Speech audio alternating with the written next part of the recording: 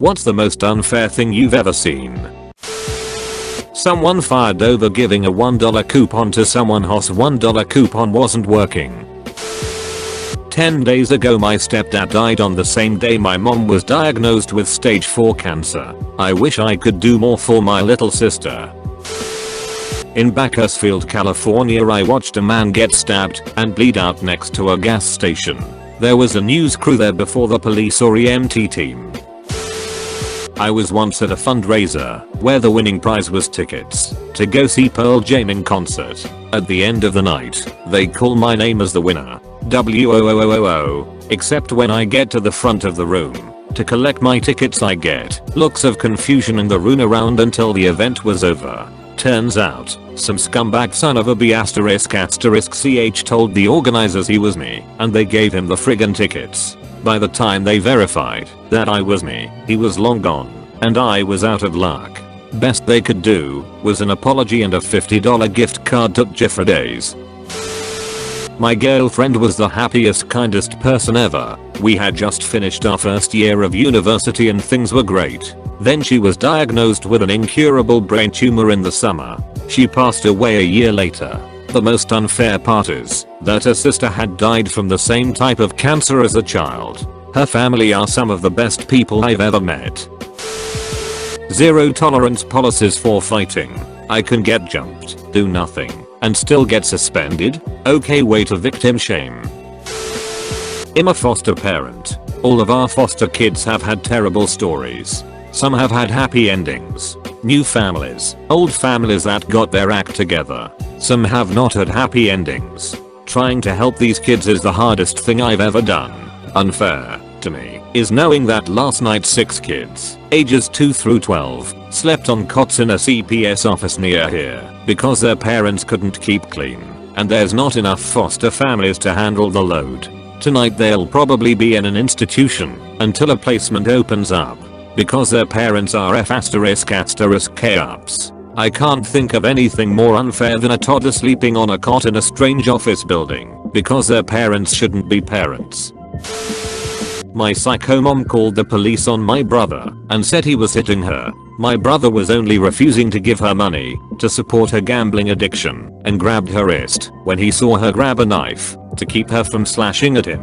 My brother would never hit a woman. Neither one of us talk to her anymore. She's blown up our phones with guilt trips and lies and saying it's our fault her life sucks and telling us she owns us as our mother. I left for the Navy when I got kicked out of the house at 17 to get away from home. My brother had to continue dealing with her for several years because he couldn't join the military due to medical issues. Our grandma, her mom, passed away and our uncle is in the hospital. But we don't talk to that side of the family now because most of them have been ignorant to the toxicity and grip that our mother has had on us, which sucks because they are really good people. When we were about 12 and 10 my brother was very irresponsible with his things. He had his new bike stolen after leaving on the front lawn of the house, unlocked, because he was too lazy to bring it into the garage. Fine. His fault. His loss. So, he starts borrowing my bike all of the time and does the exact same thing, and it gets stolen within a matter of weeks. My parents refuse to get me a new bike or give him any ***T over losing mine, and I never got another bike until I was an adult who could afford to buy themselves one. Also, since his birthday was in the summer he got a brand new bike, brand new everything, and mine is 2 weeks after Christmas. You can guess I got the used bike, used everything. My friend and I wrote the exact same thing on a test. He got it marked right and mine was marked wrong. A man I knew was fighting in court for 2 years for a murder case of his ex-girlfriend. The description of the killer looked nothing like him. There was video that they would not pull for court. The girlfriend's daughter said it wasn't him. His lawyer in court was a public defender who said in court to the judge he wouldn't want them as his lawyer because he was black. The court would not change his public defender even after this.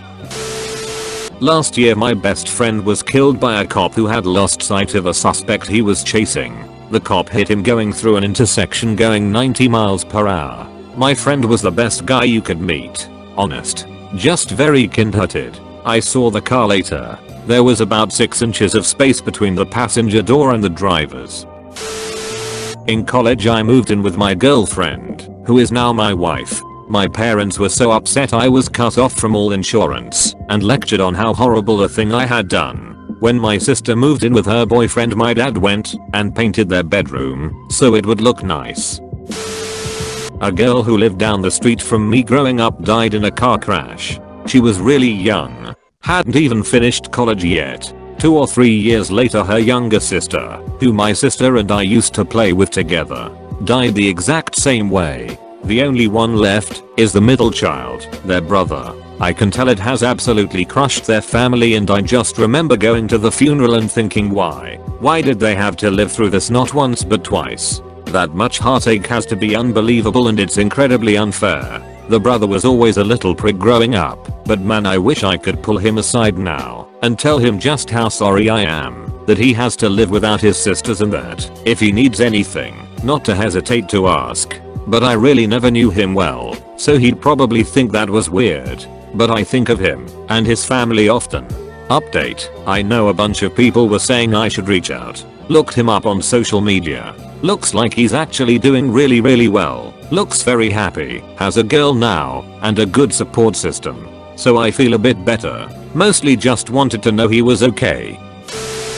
When I was a teen in Spanish class, I did a project with some other students, and we made an instructional video, all in Spanish. The other students already spoke Spanish fluently and I didn't. We all were in the video, but I ended up planning, writing, editing, and filming the thing as well. I got a B on the project because my accent and pronunciation wasn't as good as the others who got A's. The teacher knew I did most of the work. Edit: I guess I thought this was unfair at the time because part of the grade involved how much each person participated in the making of the thing.